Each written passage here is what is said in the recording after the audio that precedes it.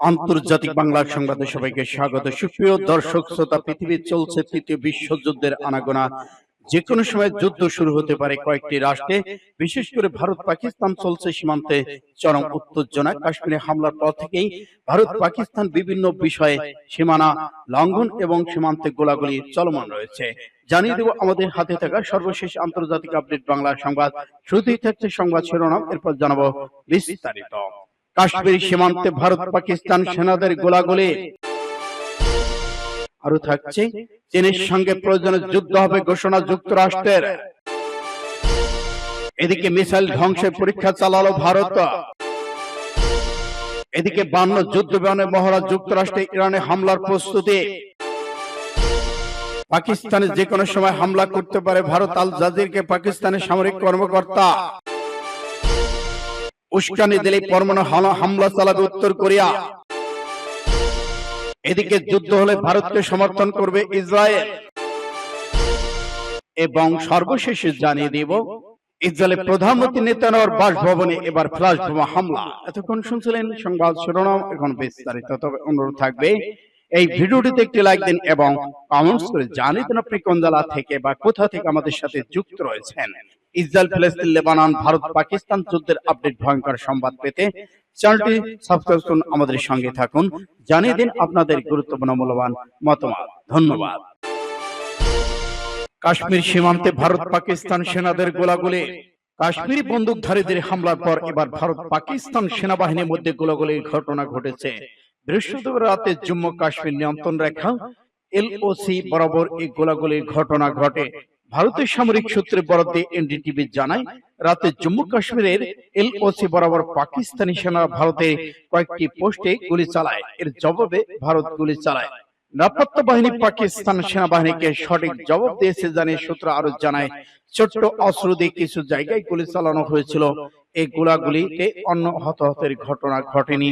এর আগে গত 22 এপ্রিল মঙ্গলবার বিকেলে কাশ্মীরে পেহেলগাম জেলার বৈশরত তৃণভূমিতে বন্দুকধারীদের হামলায় অন্তত 26 জন নিহত হয়, যাদের প্রায় সবাই পর্যটক। হামলার দায় স্বীকার করে রেজিস্ট্যান্স ফ্রন্ট নামে একটি সংগঠন এটিকে পাকিস্তান ভিত্তিক লস্কর ই তৈয়বার সঙ্গে সংশ্লিষ্ট বলে মনে করা হয়।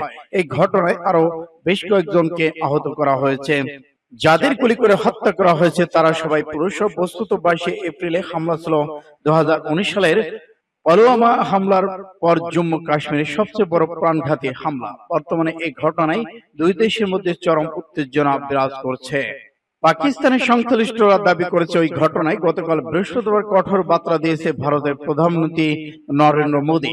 দেশটির প্রতিরক্ষা রাজনাথ সিং সহ শক্ত স্পষ্ট জবাব এর কথা বলেছেন। অন্যদিকে পাকিস্তান পাল্টা পদক্ষেপ নিয়ে শক্ত জবাবের হুঁশিয়ারি দিয়েছেন। এ অবস্থায় প্রতিবেশী দুই দেশের পারমাণবিক শক্তিধর দেশ মুখোমুখি অবস্থানে চলে এসেছে। চলছে নিষেধাজ্ঞা এবং চীনের সঙ্গে প্রয়োজনে যুদ্ধ হবে ঘোষণা যুক্তরাষ্ট্রের। যুক্তরাষ্ট্রের বিরুদ্ধে যে কোনো ধরনের যুদ্ধের জন্য প্রস্তুতির কথা জানিয়েছে, হুঁশিয়ারি দিয়েছে চীন। এর জবাবে চীনের সঙ্গে প্রয়োজনে যুদ্ধ যেতে যুক্তরাষ্ট্র প্রস্তুত বলে ঘোষণা দিয়েছে পেন্টাগন। মার্কিন প্রেসিডেন্ট ডোনাল্ড ট্রাম্প সম্প্রতি চীনের সব পণ্যের উপর নতুন করে শুল্ক আরোপ করেছেন। এর জবাবে বেইজিং ওয়াশিংটন কৃষি পণ্য আমদানির পর 10-15% শুল্ক বসায়। এসব উত্তেজনার মধ্যে দুই দেশে একে অপরের সঙ্গে যে কোনো ধরনের যুদ্ধে জড়াতে প্রস্তুত বলে হুঁশিয়ারি দিয়েছে।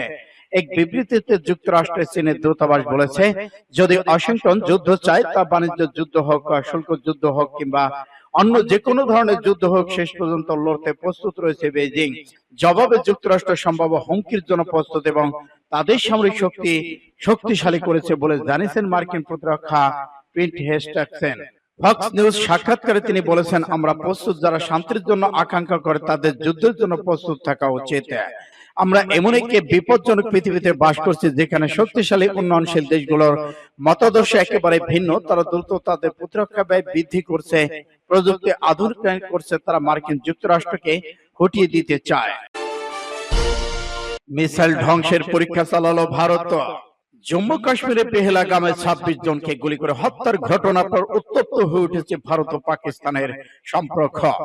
নয়াদিল্লির অভিযোগ, পাকিস্তান পরোক্ষ এই হামলার সঙ্গে জড়িত এমন অভিযোগ তুলে বুধবার পাকিস্তানের সঙ্গে সিন্ধু নদের পানি চুক্তি স্থগিত, পাকিস্তানের জন্য বিশেষ ভিসা সুবিধা বাতিল, ভারতের অবস্থিত পাকিস্তানের দূতাবাস থেকে পাক সামরিক উপদেষ্টাদের অবাঞ্ছিত ঘোষণা করেছে।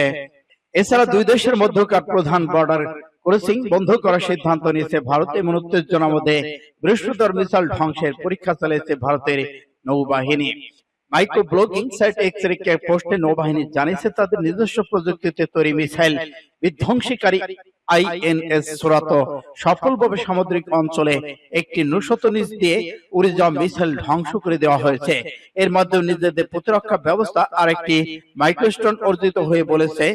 ভারতীয় সংবাদ মাধ্যম বিজনেস স্টাডিজ জানিয়েছে পাকিস্তান নৌ কমান্ডার করাচি উপকূলে তাদের বিশেষ অর্থনৈতিক অঞ্চলে সারফেস টু সারফেস মিসাইলের পরীক্ষা চালাবে, যা 24 এপ্রিল থেকে 26 পর্যন্ত চলমান থাকবে। এদিকে পেহেলগাম হামলার পর জেরে ভারত যেসব সিদ্ধান্ত নিয়েছে সেগুলো শিশুসুলভ বলে আখ্যায়িত করেছে পাকিস্তান। এছাড়া ভারতের এসব কূটনৈতিক প্রতিক্রিয়ার জবাব দিতে জাতীয় নিরাপত্তা কমিটি এনএসসি জরুরি বৈঠক ডেকেছে ইসলামাবাদ।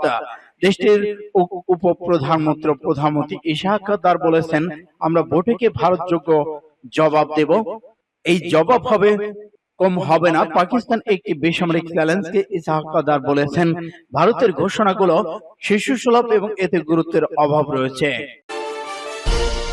52 যুদ্ধ বিমানে মহড়া, যুক্তরাষ্ট্রে ইরানে হামলা প্রস্তুতি। 52টি F-35 যুদ্ধ বিমান মহড়া শুরু করেছে যুক্তরাষ্ট্র।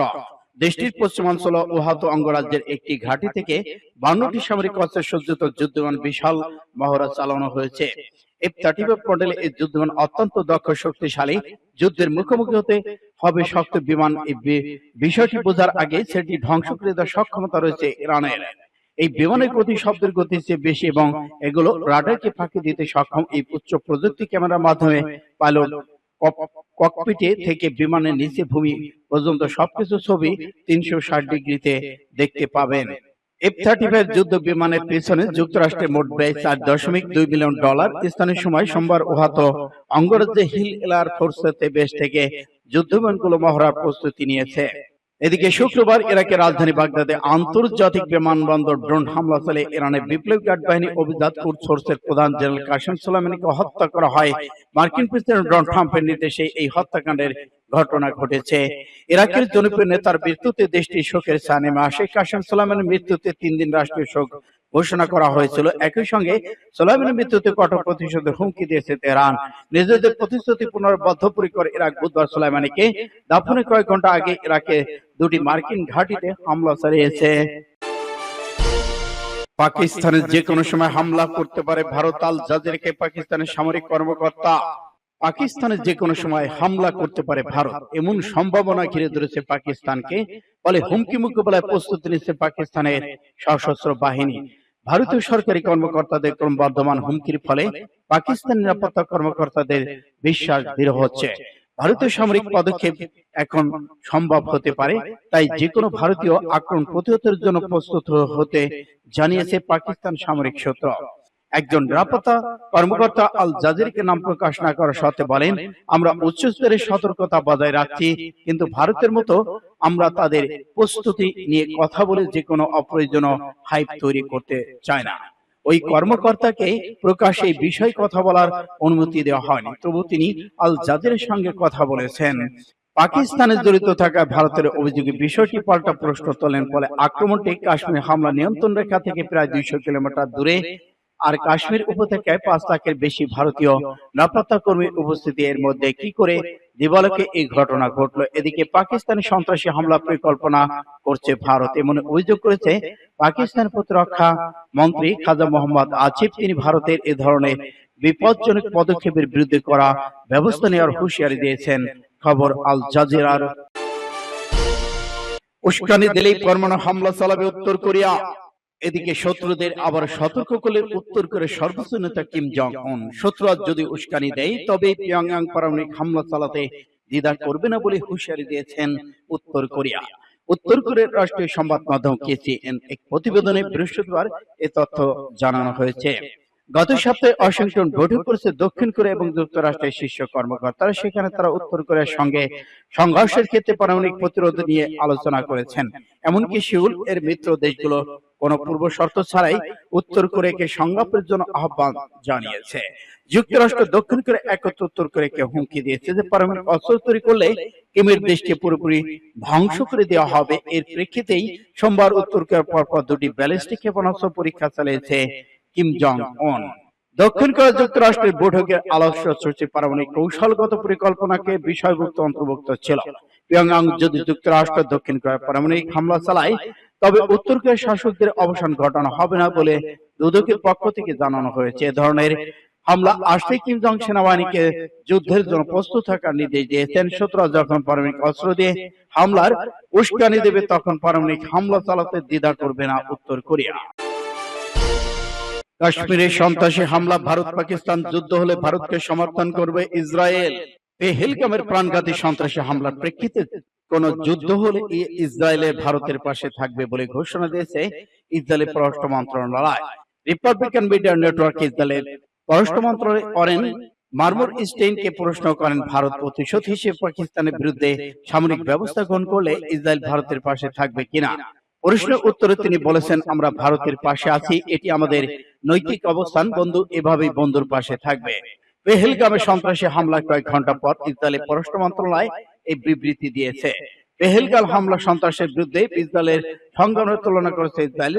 এখানে ইসরায়েলি মাটিতে যে কোনো হামলা ঘটেছিল তার সঙ্গে এই হামলা অনেকটা মিল রয়েছে। পরিস্থিতি হয়তো ভিন্ন, কিন্তু হত্যাযোগ্য একই। ভারতের মতো আমরাও সন্ত্রাসবাদের শিকার।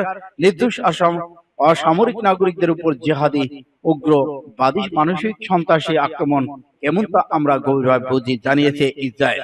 ইসরায়েল ভারতের প্রতি সংহতি প্রকাশ করে তিনি আরো বলেছেন, ভারত আমাদের বন্ধু, এই সম্পর্কটি গুরুত্বপূর্ণ। আমরা জানি যখন উগ্র সন্ত্রাসীরা আপনার মানুষকে লক্ষ্য করে তখন কি অনুভব হয়। নেতানিয়াহুর বাসভবনে আবার ফ্লাশ বোমা হামলা। মধ্যপ্রাচ্যে কসাই হিটলার হিসেবে খ্যাত ইতালি প্রধানমন্ত্রী বেনিয়ামিন নেতানিয়াহুর বাসভবনকে লক্ষ্য করে আবারও হামলা চালানো হয়েছে। এবার বাড়ির বাগানে দুটি ফ্লাশ বোমা নিক্ষেপ করা হয়েছে, তবে এতে কোনো ক্ষয়ক্ষতির খবর পাওয়া যায়নি। রোববার বার্তা সংস্থা রয়টার্স খবর দিয়েছে। এতে প্রতিবেদনে বলা হয়েছে, শনিবার উত্তর ইসরায়েলি শহর সিজারিয়াতে নেতানিয়াহুর বাড়িকে লক্ষ্য করে দুটি ফ্লাশ বোমা নিক্ষেপ করা হয়েছে। বোমা দুটি ওই বাড়ির বাগানে পড়ে। ইসরায়েলি পুলিশের এক বিবৃতিতে বলা হয়েছে, এই সময় নেতানিয়াহু সেখানে তার পরিবার কেউ উপস্থিত ছিলেন না।